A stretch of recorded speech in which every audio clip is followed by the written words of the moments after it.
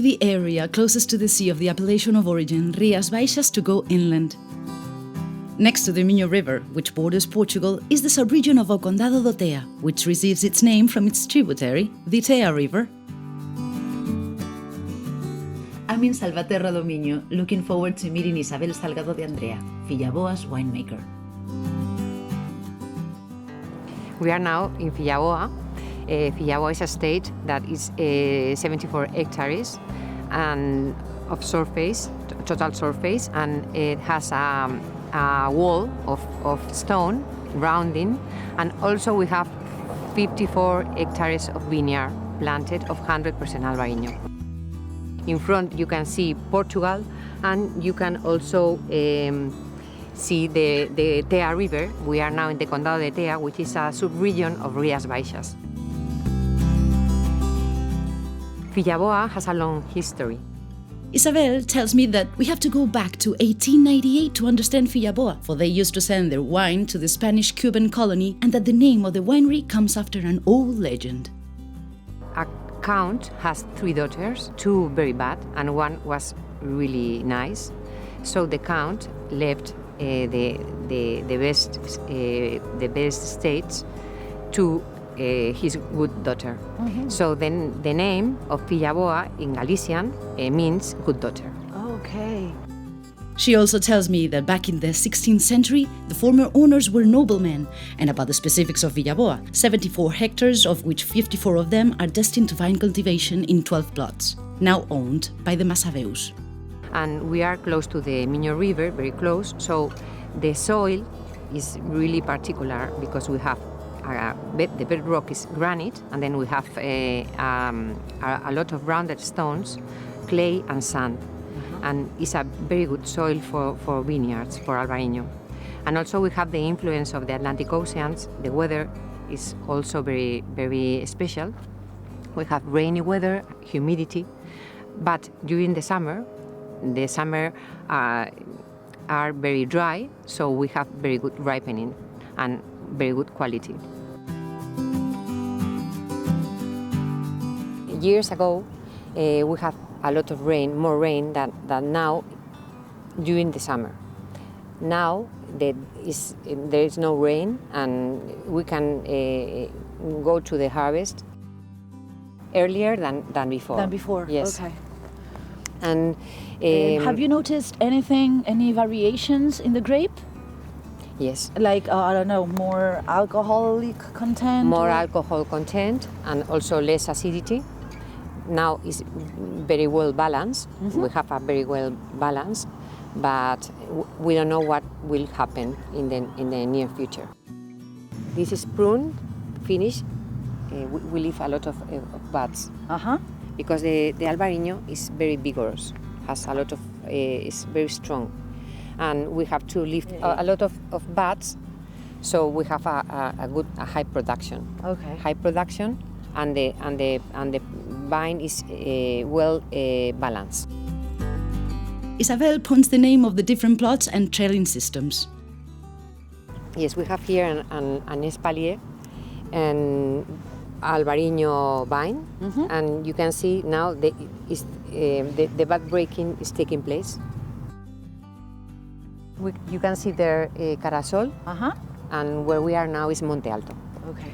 So you can see here is an espalier. In there you have both training systems. You have espalier and you have pergola. Okay.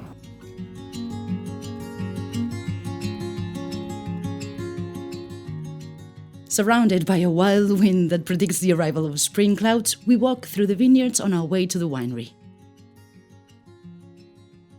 Although in Galicia we have minifundio, small plots, in Fillaboa we work with our own grapes. Mm-hmm.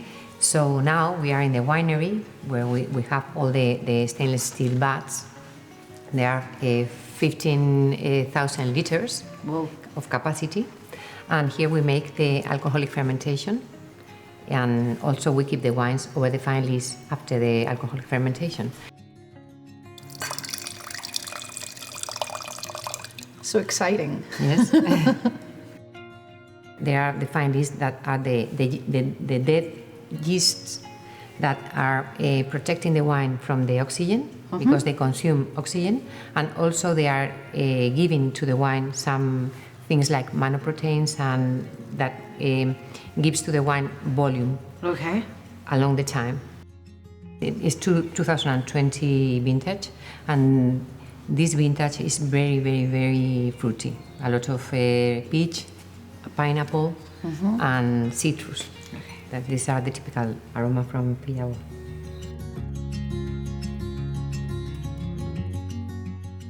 This is our R&D+I place where we do research and with Albariño, and we test some autochthonous yeasts and also commercial yeasts and enological products. Winemaking is very important because of the details that the decisions that you make during the winemaking process.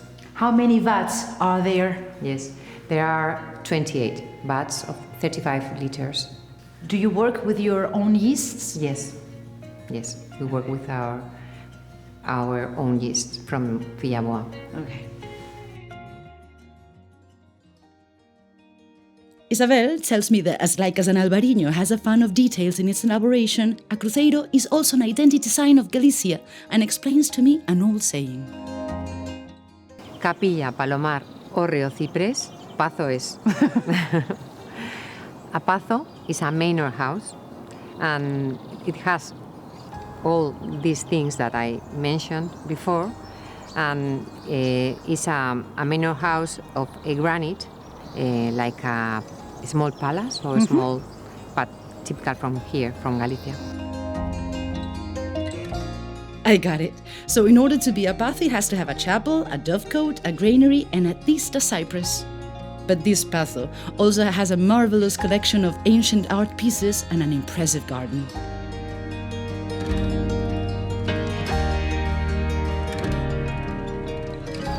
Now you can see it is filtered, clean and bright. You can feel the fruity, pineapple, peach, citrus like lemon, good balance and acidity. Yeah, it's soft. You can feel in your tongue. And what is it like to be a winemaker in Rías Baixas? For me, it's my passion. I am really glad to work in Rías Baixas. Since the beginning, it was like a challenge for a woman. But as you know, in Rías Baixas, more than 50% of winemakers are women. So, and all the Rías Baixas, there is a lot of seafood, and the best seafood and the best fish to pair with the Albariño wines. And pastas Also pasta, Italian food, and sushi, Japanese food. Pairs and matches very well. And Isabel and I spent the rest of the afternoon sharing the secrets of Fillaboa and toasting to the beauty of the pazo and the Rías Baixas.